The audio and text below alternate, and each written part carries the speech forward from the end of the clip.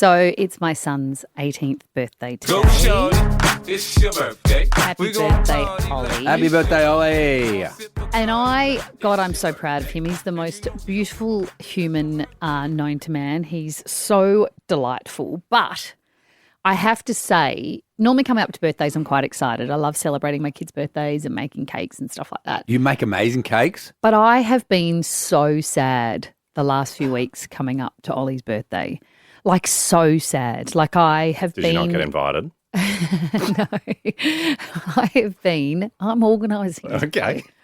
Gorse mummies. I don't know. I think because I've been doing like a photo book and stuff. Oh. Well, there's lots of things that's been happening. I think because I've been doing a photo book, I've been going down memory lane a lot. And when you see them as little, you watch them in photo form grow up in front of your eyes again, you're just reminded of all the memories of all the everything that you ever did together. But I think there's also this feeling of, have I done enough? And I wrote some words down the other day on a plane because I was trying to describe to my friend whose child is 15 and she's fighting with her child, like, you know, as you do with every teenager with a daughter at the moment. There's lots of slamming doors and stuff going on in their household. And I was saying, oh, my God, I'm just sobbing all the time every time I think of Ollie's birthday. And I said, this is the best way I can describe it. And I wrote something down and I thought rather than me try and sum it up in lots of words, I'd read to you what I wrote down about how I feel about Ollie turning 18. Great. And I know none of you here on this show, what's the oldest other person we've got on a show, like a 4-year-old or something? So it's not a feeling any of you have experienced yet, but I wonder if you'll feel it or if anyone listening in the car has felt it themselves. So I've said my son is turning 18 and the tsunami of grief was something I wasn't expecting. Tomorrow is every mum's best friend. Tomorrow I'll play more. Tomorrow I will worry less. Tomorrow I'll bake more. Tomorrow I'll be on my phone less. Tomorrow I'll be present more. Tomorrow I'll be cranky less. Tomorrow I will make Lego more. Tomorrow I'll get the iPad to babysit less. Tomorrow I'll lay on the grass and just watch the clouds more. Tomorrow I'll worry about a clean house less. Tomorrow I'll encourage more. Tomorrow I will nag less. Tomorrow I will shoot hoops with him more. Tomorrow I will worry about bedtime less. I thought I had more tomorrows. We've had our last summer holidays together, our last drives as an L-plater. Friends are now far more exciting than family.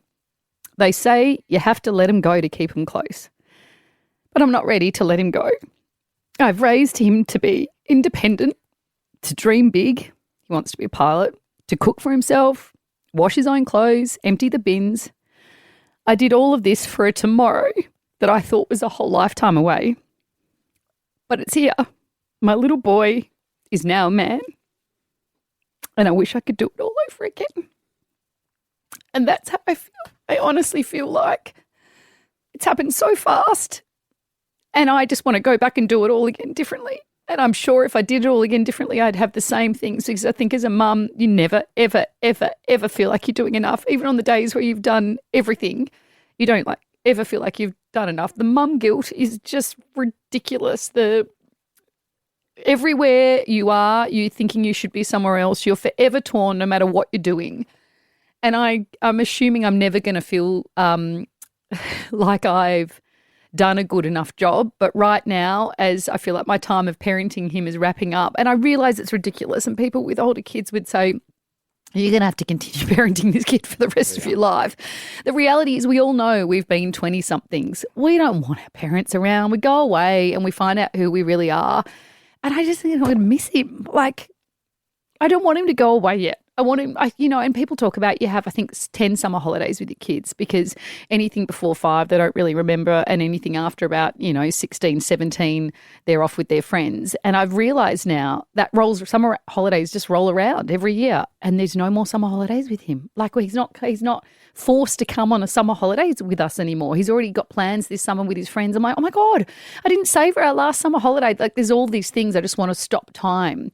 And I've been reminded this week, through the family, through my own family, how precious life is and how I should be so thankful he's here and that he's healthy and that he's happy.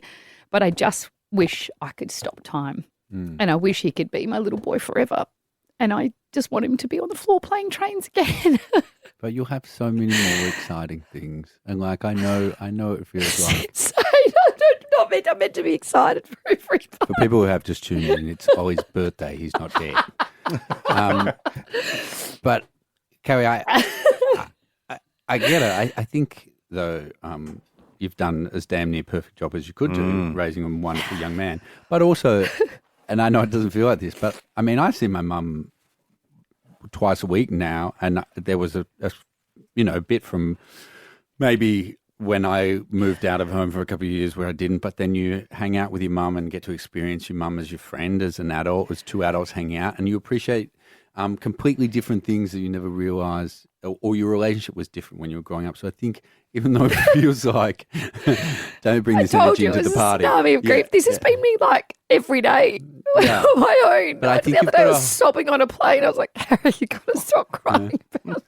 But I don't mean to discredit your feelings at all. But I think also there's a whole world of other things. You'll get to see him have kids one day and get to experience and see how kind of he parents and stuff. And there's a whole new world of excitement and joy that you'll get to have. And let's be honest, he's never going to be able to afford to move out. So he'll be with me forever.